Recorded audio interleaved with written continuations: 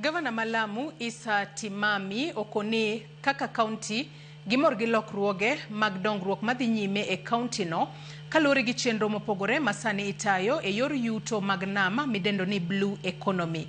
Jatelo no mane loso Mombasa e romo mar loro ayanga, romo mane okelo kanyakla riwruog midusa mapachoka midendo ni Institute of Engineers of Kenya koni medruok mar thuolo mag tije kaachiel kod ohala koro nego lomb jo lonygo.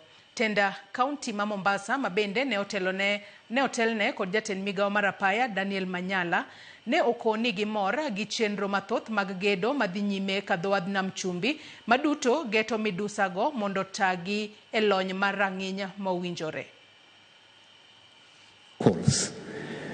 Growing container transshipment and our first ever cruise ship docking, bringing hundreds of visitors. Each milestone is a reminder that Kenya's northern coastline is no longer a frontier.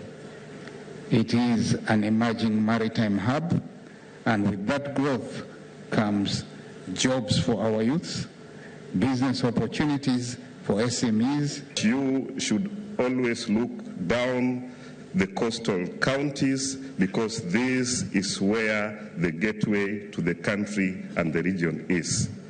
We are expecting and we are also seeing expansion of mega projects within this region. We talk of issues, infrastructure, digital transformation and the like.